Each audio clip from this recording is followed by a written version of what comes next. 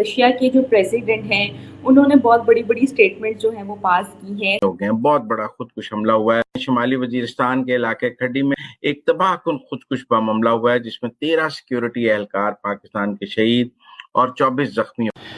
Major Syed Muiz Abbas Shah ये शहीद हो गए। इस हमले को हालिया महीनों में शुमाली वजीरिस्तान में होने वाले मोहलक तरीन हमलों में सबसे बड़ा खुदकुश हमला करार दिया जा रहा है। हमें सीखना चाहिए कि उनकी इकोनॉमिक पॉलिसीज क्या थी, उनकी रिफॉर्म्स क्या थी, उन्होंने कैसे चीजें को किया है, अपने आप को बेहतर बनाया, कैसे उनकी डिप्लोमेसी कितनी अच्छी है, उन्होंने अपने स्टेट को है जो सा कैसे स्ट्रॉन्ग किया है। इंडियन स्टेट स्ट्रॉन्ग हुई है। समाचार आए हैं, ये आज सवेरे की बात है, और अभी तक जो समाचार आए हैं उसमें बता रहे हैं कि साहब के 16 फौजी तो मारे गए और 16 dead on the spot and 29 in critical condition admitted to hospital. तो भाई पहलगाम में क्या था स्कोर? 25 का था, 25 या बाद में शायद 26 हो गया था। तो भाई अब हम ये देखते हैं कि उसके बाद से करीब 250 तो जा चुके हैं, यानी कि पहलगाम का जो स्कोर है उससे 10 टाइम्स ये हमारे खैबर पख्तूनख्वा वालों ने, यानी टीटीपी वालों ने, और नीचे BLF वालों ने निपटा दिए। आप अपने दोस्तों से पूछें वेल विश क्यों नहीं करते हो, कोई नेक ख्वाहिशात क्यों नहीं रखते हो? कमाल कर रहे हैं आप। इकोनॉमी उनकी आगे जा रही है, जहां आप बैठे हुए हैं आप लोगों से भी आगे चले गए। आप यूके में है ना, और उसके बाद फॉरेन पॉलिसी, यानी उनके जो फॉरेन मिनिस्टर हैं, हम कहते हैं काश हमारे ऐसे फॉरेन मिनिस्टर होते। देखो बच्चों वाले आर्ग्यूमेंट मत दे।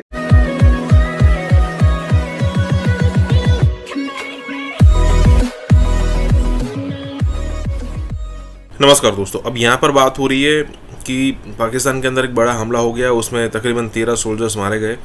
और अगर आप पिछले एक महीने का अगर आप काउंट करो तो उसमें जो डेथ का जो टोटल नंबर है वो 200 से ऊपर पहुंच चुका है। हम देखिए, कई बार आपको ऐसा लगता है कि भाई पाकिस्तान तो मुसलमानों के लिए स्वर्ग है, इस्लामिक कंट्री जो है 1947 में इंडिया से लड़कर उन्होंने एक मुसलमानों के लिए अलग कंट्री बनाया था, तो अब तो यहाँ पर सब गुड़ी गुड़ी होना चाहिए था। मतलब ऐसा होना चाहिए था कि भाई अब तो सेहत की नदियाँ और सब मिलजुल कर रहेंगे। लेकिन 4-5 जितने भी स्टेट है, वो उनको प्रोविंस कहते हैं, जितने भी स्टेट है, जितने प्रोविंस है, वही सारे एक दूसरे के साथ लड़ रहे हैं। जैसे हम सबको पता है कि भाई पंजाबी और बलोचों का चलता रहता है। फिर ये जो कराची वाले हैं उनको भी पंजाबी पसंद नहीं करते। मतलब पंजाबियों को तो ऐसा है कि भाई हमारा जो है ना कंप्लीट डोमिनेंस है।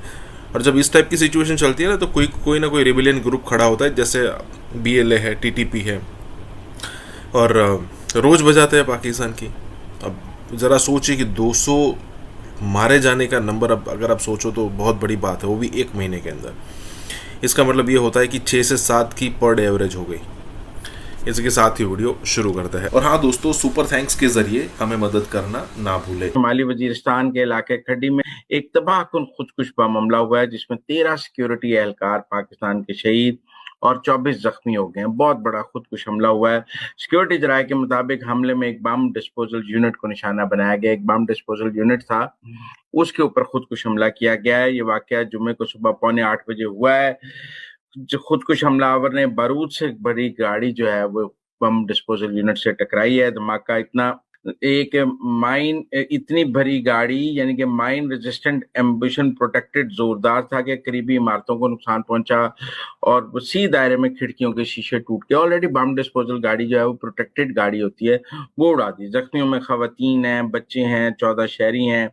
जख्मियों में से कई की हालत जो है वो तशवीशनाक है, और इन्हें जो जख्मी है उन्हें हवाई जहाज से फौजी तिब्बी मरकज में पहुंचाया गया है। हमले के बाद शुमाली वजीरिस्तान में दोबारा कर्फ्यू लगा दिया गया है और इलाके में भारी नफरी की नकलो हरकत भी देखी गई है।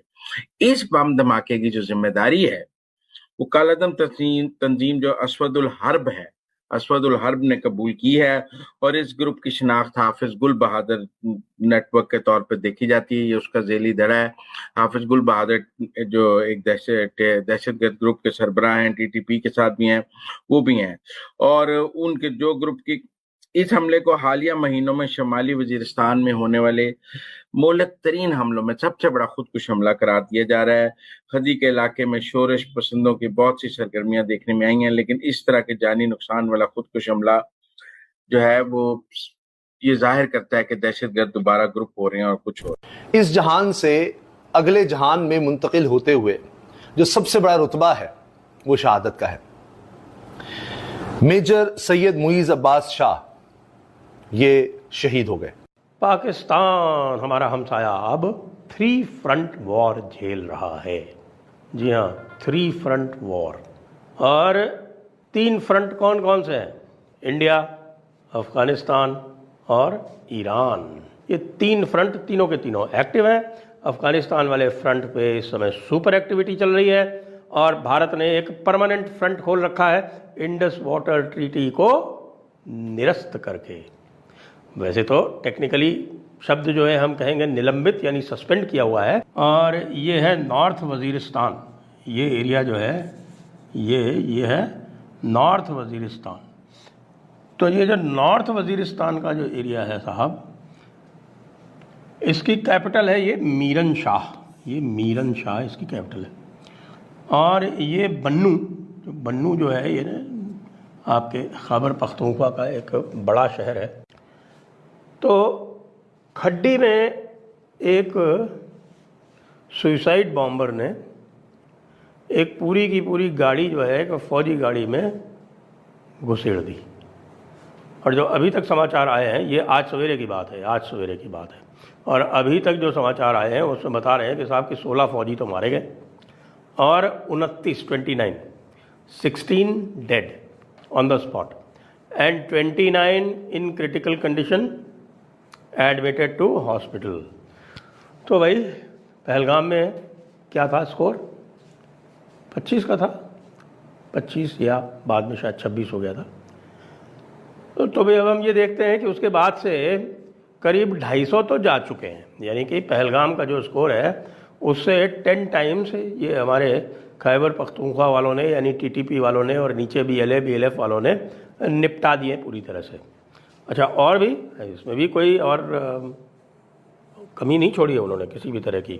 क्यों, आप देखिए BLA वालों ने भी क्या किया है। BLA वालों ने इधर ये जगह है एक, इसको बोलते हैं स्पेजांड। इसका बारे में मैंने आपको बताया था। इसका नाम है स्पेजांड, SPEZAND। तो यहाँ से आप देख रहे हैं कि ये 2 रास्ते अलग अलग हो रहे हैं। ये एक इधर जा रहा है और एक सीधे जा रहा है और एक इस तरफ जा रहा है। तो ये एक मेजर जंक्शन है।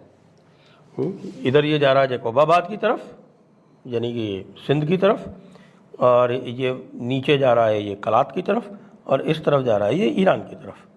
और ये नोश की ये मेजर जगह है। फिर ये जो आप देख रहे हैं ये रिकोडेक है। यहाँ पर ये रिकोडेक माइंस हैं और ये सैंडक माइंस हैं। इधर आगे चल के ईरान का बॉर्डर आ जाता है, तफ्तान जायदान। तफ्तान जो है वो पाकिस्तान का बॉर्डर है वहाँ पे। तो इन्होंने क्या किया साहब कि ये स्पेजांड है जहाँ पे, ये स्पेजांड में ये 3-4 दिन पहले जो वहाँ के जो लोकल पैरामिलिट्री फोर्स है जिसको बोलते हैं लेवीज़, उस लेवीज़ के स्टेशन पे ही जो उनकी जो है आप कह रहे हैं कि उनका जो कैंप था उसके ऊपर ही कब्ज़ा कर लिया और उसके ऊपर कब्ज़ा करके बहुत समय तक उसके ऊपर कब्ज़ा बनाए रखा। फिर उसके बाद आप ये देख रहे हैं ये मस्तूंग में लगातार यहाँ पे बैरिकेड लगाए जाते हैं मस्तूंग में। फिर एक जगह ये मंगोचेर जो है ये जो आप यहाँ बताइए, मंगोचेर में लगातार BLA जो है वहाँ पर 12 घंटे, कभी 24 घंटे, कभी 12 घंटे, 24 घंटे, इस तरह से पीरियडिकली वहाँ पे कब्ज़ा कर लेता है और वो अपनी अथॉरिटी डिस्प्ले करके फिर मेल्ट आउट हो जाता है, क्योंकि उसके पास अभी इतनी कैपेसिटी नहीं है कि वो परमानेंट ऑक्यूपेशन उसके ऊपर रख सके। कलात, ये कलात है और कलात में मेजर एक्शन हुआ था कल। यहाँ पर 4 फौजी मारे गए थे। फिर इसके नीचे एक आती है जगह यहाँ पर सूरब करके, और वो सूरब में कई दिनों तक, बल्कि 2-3-4 दिनों तक BLA ने अपना कब्ज़ा जमा के रखा हुआ था। इनको अब ईरान की तरफ से पूरी मदद मिल रही है। और ईरान को आपको पता है कि ईरान पहले भी एक काम कर चुका है कि ईरान ने एक बार मिसाइल भी दागी थी पाकिस्तान के अंदर बैलिस्टिक मिसाइल, वही मिसाइल जो वो इस समय इजराइल के ऊपर दाग रहा है, वो पाकिस्तान में पहले दाग चुका है। और अब निर्देश मिल गए हैं कि भाई पाकिस्तान को भी निशाना बनाया जाए, पाकिस्तान को यूँ ना छोड़ा जाए, क्योंकि पाकिस्तान ने ईरान इजराइल वॉर में पूरी तरह से यूएस और इजराइल की हिमायत की है, और ना केवल उनको अपना एयर बेस दिया है। जी हाँ, ये क्वेटा का जो एयर बेस है, क्वेटा का जो एयर बेस है वो अमेरिका के पास है इस समय, और फिर नीचे जाके ग्वादर के पास में पासनी एयरबेस है, वो भी इस समय अमेरिका के पास में है। तो ये है दूसरा फ्रंट जो ईरान के साथ इन्होंने खोल लिया है, और ईरान के साथ इन्होंने खोला तो अमेरिकन प्रेशर में है, और इसीलिए खोला है कि अमेरिकन प्रेशर का ये जवाब नहीं दे सकते थे। तो ये हो गया दूसरा फ्रंट। और जो तीसरा फ्रंट, जो सबसे बड़ा फ्रंट है, वो खुला हुआ है लगातार, क्योंकि ऑपरेशन सिंदूर समाप्त नहीं हुआ है, पॉज पर है, अभी इंटरवल चल रहा है। इंटरवल के बाद में दूसरा भाग जो है उसका ऑपरेशन सिंदूर 1.0 का पुनः